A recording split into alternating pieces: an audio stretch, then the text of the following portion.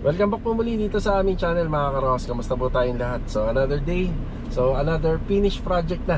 So meron tayong i-turn over na project dito sa Lumina Home Space 4, bali inner unit na row house. Bali ang title po nito, sana abot ang 400,000 pesos mo sa price range na ipapakita natin dito sa vlog. So bago natin umpisahan, maraming salamat nga po pala sa buong tiwala ni Ma'am Rolinda, yung client owner natin and family. Also sa husband niya kay Sir. Yeah, maraming salamat po. Bali, ito nga pala mga ka-row house, may mga nagtatanong din tungkol sa kita ng contractor. So disclaimer lang mga ka-row house, kasi magkakaiba naman po lahat na nangungontrata, hindi naman po pare-pareho. So lahat yan ay merong dahilan. So ito, hindi ko na matatagalin pa, panoorin nyo po simula umpisa, pakitapos po ng video. Bali, ito na yung pinaka price range, sinabi na po natin sa intro. Panoorin nyo na lang po kung ano-ano yung mga ginawa at saka kung ano yung itsura na kinalabasan ng renovation. Tsaka syempre sa last part ng video, sasabihin natin kung magkano ba kinita natin dito sa project na to. So enjoy watching po. Let's go. Tara. Mga karos, nandito tayo sa phase 4. Yan, sa Lumina Homestead sa Cavite. Yan, good morning nga po pala kay Ma'am Rolinda and family. So ito yung update sa pinagagawa niyang unit sa amin. Bali, nabibilang na lang po yung araw namin dito. Yan, sa mga installation tapos na. Bali, finishing retouching na po kami, tsaka finishing paint. Bali yung harapan po, yan ipapa-emulsion na po natin yan, application ng tile grout, then general cleaning na and retouching. Master Dindo, good morning. Good morning. Ayan si Master Dindo.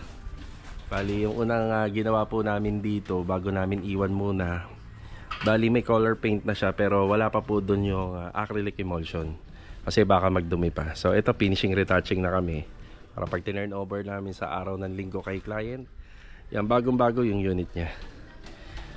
Tapos dito nagkaroon tayo ng problema noong nakaraan. Ito ayos na, parang wala nga nangyari, mas gumanda pa. No kuya, no? Mas maganda pa yung tiles na nailagay. Yan, nakita mo yung pasobra dyan? Ano, bali ipapasok po sa ilalim po ng lababo kuya mamaya. Sige. Yan, nililinis ni Kuya Dindo. May ano pala ako doon kuya. Meron akong ano doon, wipeout sa basics. Oo. Oo. Sa lababo, kay Louie. Yan, pinapa-retouching na po natin to lahat. Yan, tapos emulsion na yan, mamaya, ano? Nililimusan ko na lahat eh. Oo, kaya pala mas lalong luminis. Yan. Bali, compare sa mga ginagawa naming unit na row house, medyo malaki ang kaibahan po nito. Bali dito, standard pa rin ginawa namin. Bago kami maglagay ng kisame, meron siyang pisum board. Naglagay kami ng pisum board pa una. Plus ito pa yung kisame na to. So yung ginamit namin kisame na dito is pisum board lang din. Compared dun sa mga ginagawa namin sa ibang row house na naka-cove ceiling tapos may PVC panel pa. Ganun din dito. Yan na. Yan, may konting retouching tayo, no? Kuya, no? Yan na. Tapos magagandang klase ng ilaw yon nilagay natin dito. Lahat tricolor. Tapos sa pin light, tricolor din po yan. Yan. Siyempre, hindi mawawala yung abang. Ayun, no? Dito nga pala sa kwarto, ang pinaka-desenyo kasi ng kwarto, maliit man o malaki, aalamin nyo lang yung location ng kama. So, sa madaling salita, dito na po yun. Merong isang outlet doon, binuhay pa rin namin, hindi na namin yung pinatay. Tapos dito kabilaan, yan, naglagay pa rin po kami. Yan, para may choices si client.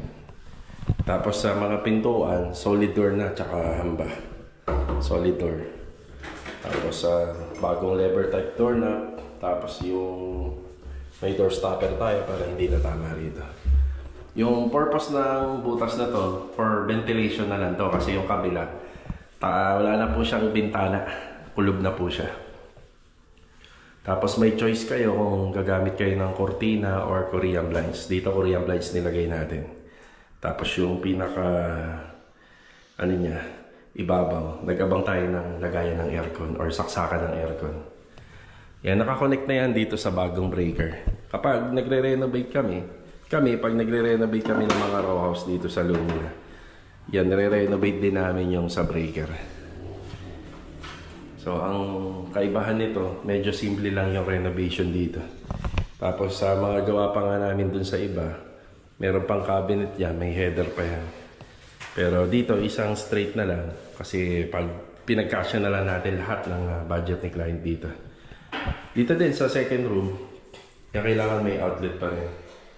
Kung kinakailangan nila kasi dito na ilalagay yung kama, so matatakpan na po yung pader na yan. Yeah. Yan, sa TNB, sliding. Yan, sa toilet and bathroom, kailangan maglagay ng exhaust fan kasi wala na itong bintana. Yan, naka-PVC panel. Ito lang ang nilagyan namin ng PVC panel para mas magmukhang elegante yung TNB. Kasi complain na hard deflex lang yan, parang may kulang, di ba? Lagay pa rin kami. So, ito, kompleto. Yan, kompleto. Yung renovation niya, from water closet, tinanggal yung luma, pinalitan ng bago. Yan. Tapos may mga towel holder, shower set, shampoo holder, mirror, at saka bidet. So, naskid yung ano natin. Yung tights para hindi madulas. Tapos dito sa extension, yan merong ano rito, pinto dati. Tinanggal na natin kasi nakakasagabal na eh. No, kapag may pintuan pa rin, pwede pa rin naman. Ang purpose no, kung sakaling maglagay ka ng aircon, ma-maximize yung lamig, hindi na aabot hanggang dito. So dito sa kusina, ganito lang din kasimple. Sa ibang mga gawa namin na row houses, yan, kompleto yan, yung cabinet dyan meron. Tapos dito naglagay na lang kami ng floating shelves. Tapos nakikita natin tong gas range na to. Medyo kulog na ho kasi itong unit. Hindi na kaya ng exhaust fan lang na ganito. Nag-iisang exhaust fan kaya kailangan may gas range siya. Yan, tapos may abang na kami na butas dito. Yan, bubutasan na lang. Para yung hose ng tangke ng lutuhan, hindi na po siya tatawid papunta rito. Yan, may cabinet siya. Buksan natin yung ilaw. Yan. Yan. Ilaw, 4 na pin light. Yan, may exhaust.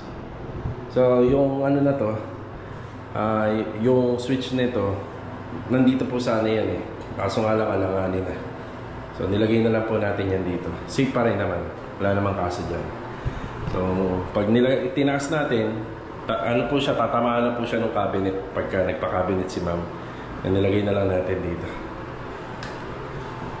Yan, may switches and outlet pa rin siya. Yan, para dito sa floating shelves. Gawa nga pala sa aluminum to. Tapos ito yung ating kitchen sink. Sliding, ito sliding.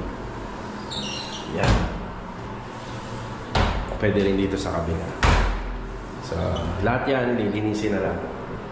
Tapos yung tiles na ginamit natin dito, porcelain na 60 by 60. Yan, simpleng ano lang po to, simpleng renovation ng row house.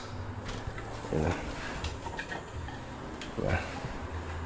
So kapag nakatira ka na dito, kung sanay ka sa maliit na space, pinagkasya natin yung 2 kwarto rito.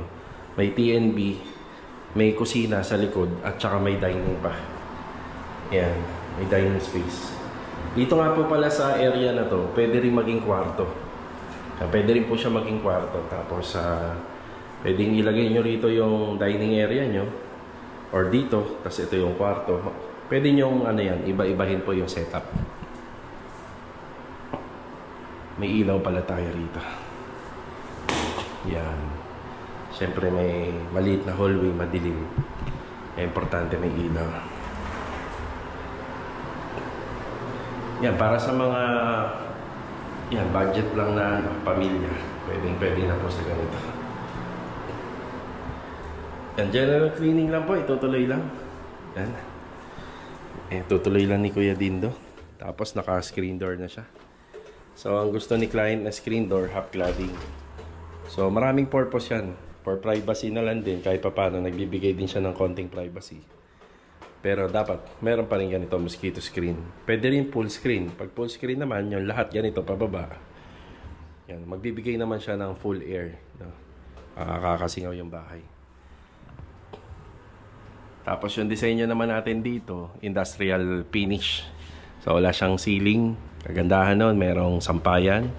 Yan, nakikita mo yung mga ilaw pero wala ka nakikitang wiring. Maganda. Tapos yung puti na yan po ay sa hard deflex. Mas sa industrial ceiling, mas preferred namin hard deflex para mas maganda siya tingnan. So syempre nakaka-block pa rin siya ng init kahit papaano. Tapos yung gate namin, na makikita nyo, double ano po to. Yan, 2 door. Para kahit papaano medyo maluwag-luwag pag binuksan. Tapos may floor drainage kami rito sa harapan. Yan. Purpose niyan, kapag may excess na tubig ang lumabas, masasala niya. Kasi wala namang floor drain dito. Yun o, walang floor drainage. Pababa hanggang dun sa dulo. So para maganda na din. Tapos yun sa harapan ng mga poste, gumamit kami ng tiles para less maintenance or low maintenance lang. Sa cladding, naka-tiles pa rin. Pinturado na lang po yung ibang part. Yan, tubulars yung ginamit natin. Tapos nag-design kami ng konti. Yan, may konting design siya. Dito, pagpasok ng bahay, lagi kaming naka 3-way. Yun o, 3-way siya. Oh, 3-way kasi pagpapasok ka, tapos madilim, mangangapa ka ng susi mo. Di ba? Ano po to, triple lock pa naman to. Nakakairitang magbukas nito eh. Isa, double lock at saka yung doorknob. So mapapalabang ka ng kapaan dito. No, Kuya Dindo, no? Natatawa si Kuya Dindo. Kaya pinauso ko yung ganito. May 3-way siya rito. Ibig sabihin ng 3-way switch, yung electricity niya dito sa ceiling, may switch papasok dun sa loob. So may another switch doon, bukod pa dito. Yan. Tapos, ano pa mapapansin nyo rito? Yung saksakan na yan. Para pag nagpakabit siya ng CCTV camera, yan, meron na dyan. Tapos dito pa is yung floor drainage. Yan. Floor drainage dito pala. Ayan. Floor drainage, may service faucet. Tapos yung isang purpose ng faucet na to, sa automatic washing machine. Yung butas naman doon, para naman doon sa drain ng washing machine. Kaya may saksakan na dyan. Itong clean out na bulb na stainless number 6, ang purpose po niyan yung sa ano po yan. Yung sa siphoning. Pag napuno yung deposito, yan, papahigop na lang po sila dyan. May access. Yan na, nagre-retouching na si Kuya. Sige ha. Yan na. Magamit si Kuya ng QDE block. Mamaya babalik tayo rito para sa update pa. Si Louie dito, Kuya, pupunta. Papabutasan natin yan dun banda. Tapos sila Master Batang mamayang hapon, papakompleto natin yung mga sealant. Kuya, namantsahan yung ano natin, no? Yun, no? Punas-punas po. Ayan mga karohos, natapos na po yung general cleaning and paint retouching natin dito sa bahay. Ito nga po pala yung scope of works na ginawa po dito. Yan, bago tayo mag-umpisa. So ngayon, isa-isahin po natin. Doon muna tayo sa bubong. Lahat ng mga nire-renovate po namin dito, lahat ng bubong ay ginagalaw namin. Depende na lang yan kay client kung gusto niya ng roofing renovation or repair and maintenance lamang. So sa repair and maintenance na pinili ni client, ang ginawa po namin dyan, sa bubong ng actual turnover which is 22 square meter, lahat yan sinilyado namin ng elastosil sealant, pati yung dugtungan, tech screw. Then nag-apply po kami ng epoxy primer. Tapos yung sa pinaka final coat niya, kaya naging kulay red, sinunod lang namin yung dating color niya. So ang ginamit namin dyan is a Boysen roof guard. Ito nga po palang harapan ng bahay, ang ginamit po namin dyan is long span roofing. Doon din po sa back extension, mga kapal na uri na ng mga yero at saka ng mga flashing ang ginamit namin. Tungkol naman po sa gutter, naka-inside gutter tong harapan at saka yung back extension na ginawa namin. So lahat yan naka-stainless, smoke stainless na 304 na 0.5 ang mga kapal. Ganon din sa yero, ganon din po sa flashing. Ang mga ginawa namin dito, unang-una is yung front and back extension. Pangalawa is yung electrical and plumbing. Pangatlo, yung roofing installation. Yan, syempre pang-apat yung ceiling renovation or ceiling installation. Then tiling works, kung merong finishing carpentry, yun yung kasunod. Then nag-partition kami rito, overall tiles sa overall flooring, TNB, installation ng mga accessories at saka mga ilaw. Yan. Tapos syempre huling-huli yung overall paint, tapos mga pahabol na lang, general cleaning at saka yung iba-iba pang mga kinakabit sa loob ng bahay at saka dito sa labas, kagaya ng mga pailaw natin sa poste, screen door, at kung may sliding door and aluminum cabinet. Yan yung mga pagkakasunod-sunod niya. Okay, umpisahan natin dito sa harapan ng bahay. Ang design ng bahay ay medyo nalalapit lang sa color scheme nitong row house. So itong row house ay may combination color ng earth color, which is yung beige. Meron din siyang maroon. Then meron din siyang white. So depende na lang po sa pagkakapintura na lang po ng mga bakal na ginamit po sa roofing trusses and gate. So sa amin, para hindi na kami magkakaroon ng Technicolor or hindi na kami lalayo pa, bali more on black na. So sa lahat ng ginamit natin na roofing and gate framing, lahat color black. So QDE lahat yan. Tapos yung mga bintana, inabutan namin black color yan, kaya niretouch namin ng black. Screen door namin black. Tapos yung pinaka main door, ang dating kulay niya chocolate brown, pero pwede naman pong palitan ng black. So black na lahat. Tapos dito sa ginawa namin, 2-door gate siya, kasi balang araw gusto ni client na meron siyang ipasok na motor, pero wala nga lang po siyang pinagawang rampahan. So sa matagal pa naman yon, so motor or e-bike pwede niya may pasok, kasi kung mas maluwag yung gate, mas maganda magpasok ng gamit. Tapos yung gate namin, naglagay na lang kami ng color combination, beige din, para nahalin tulad. Binalik lang namin yung color ng wall, which is yung beige, tapos nagpintura kami ng acrylic emulsion para pang matagalan na rin po kahit paano yung mga pintura niya. Tapos yung dun sa brick wall na design, dating ganun yung kulay niya, dating maroon, ginawa namin chocolate brown. So ito ang details niya, yung tatlong poste niya, meron tiles, may pailaw, which is yung color combination, may brown, beige, konting white. Sa cladding naglagay din ako brown na din, na para hindi nalalayo yung color niya. Tapos dito banda sa entrance ng gate, meron tayo rito ang floor drainage, medyo mahaba po yan. So ito, sako pa rin po to ng perimeter natin. So hindi mo to pwedeng sakupin tong sidewalk. So hanggang dyan lang po tayo. Tapos yung gate po namin, nakakapasok yung kamay dito para ma-unlock natin yung ating barrel bolt sa loob. Meron naman po siyang handle, which is nasa 60 cm to. Medyo elegante kasi pag medyo mahaba, na 1x1 na tubular. So sa framing na ginamit natin is 2x2. Tapos sa hinges naman natin is cylindrical na 1 inch. Sa pinakaloob yung mga design niya is tubular 1x1, kagaya dito. Hindi tayo sa loob. Siyempre lahat ng gate merong barrel bolt. Pag dalawa, meron lock naman sa ilalim. Yan. 40x40 yung ginamit naming tiles dito, gray, para kahit naman paano, mga nauuso na ngayon sa mga tile floors, lalo na dito sa labas, gray na lang para hindi masyado madumihin tingnan. Tapos siyempre may clean out valve para sa septic tank. Yan ang kulay niya sa malapitan. Yung naka steel window. Nagdagdag na nga lang po kami ng bakal dito, makikita niya. Papansin niyo dyan, may dagdag ng bakal. Ito nga po pala, yung bahagi ng harapan, hindi na po ito napinturahan, gawa ng na nakafix na po kasi to. Yan, nakafix na, mababasag po yung salamin niya. Pabor naman na po to kay client kasi para na rin po sa safety nila. Yan, so salamin kasi to. Pero yung dito banda, yan, napinturahan pa namin to. Yan, unless na lang kung papayag sila na ito ay babaklasin. Yan, babaklasin po lahat. Okay, tapos dito retouching na lang. Tapos makikita nyo, lagi naman may faucet dito sa mga gawa namin sa row house, service faucet. Tapos wala naman po kasing ibang lagay ng washing machine dun sa loob. So dito na lang, basta may abang lang din na outlet. Tapos meron po rito faucet para sa washing machine. Tapos hindi na mawawala syempre to. Yan, may clean out tayo dyan, tsaka dito banda meron tayong floor drain. Pinalagay lang ni client na screen door, half cladding lang. Tapos ito lagi may switch to, nabanggit ko na kanina. So halimbawa, galing ka sa labas, pasok ka rito sa loob, may access ka na ng switch dito, diba?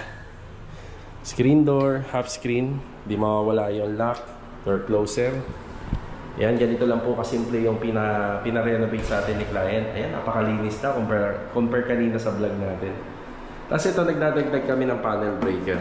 Meron na rin abang yan para sa aircon pag nagpakabit siya. 3-way yun, yung binabanggit ko kanina na switch button dito. 3-way yan. Ayan, para may access ka din dito sa labas at saka sa loob.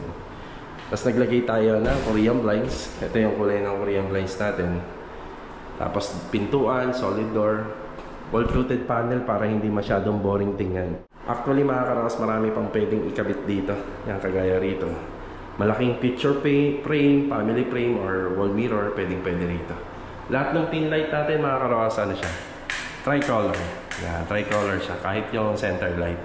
Simple lang, walang cove ceiling, hard deflect ceiling lang.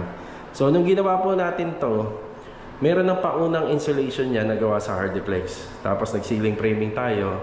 Then meron tayong flat design na ceiling dito, puro Hardiplex lang yan or drywalls.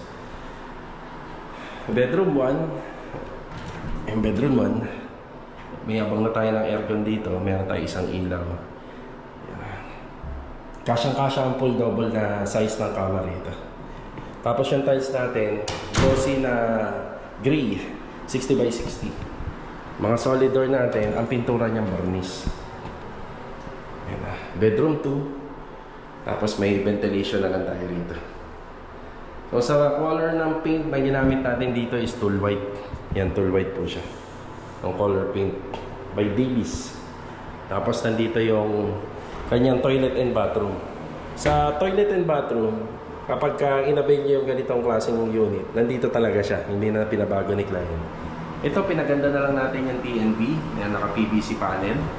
Naka-cornisa. Siyempre, kulob na. Wala namang bintana. May exhaust fan. Yan, isang ilaw. Medyo malakas yan. Nasa 12 watts. Tapos, single point na shower. Wala po siyang heater.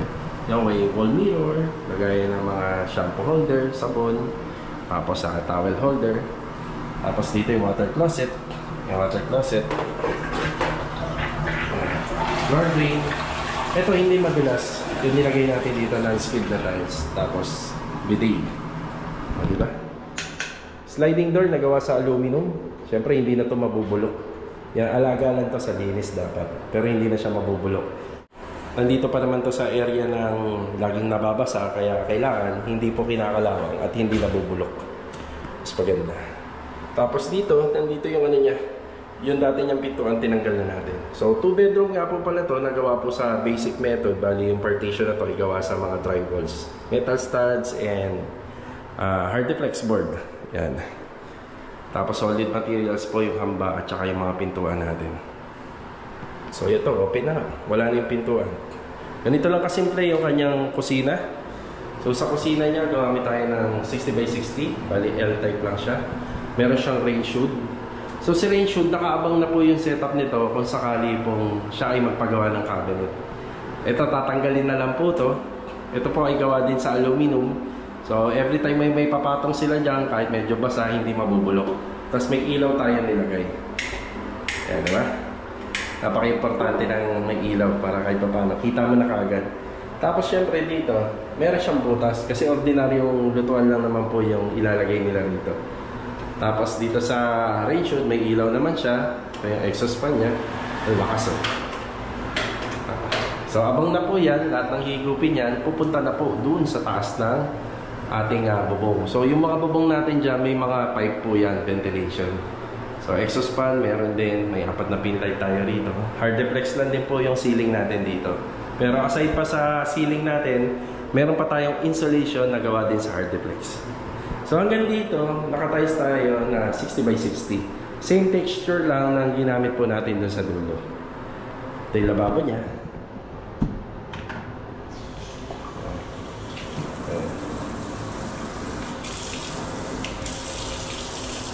Tapos dito, may ventilation yung ating sliding door. Tapos dito po, meron po ventilation tayo nilagay para sa gas tank area.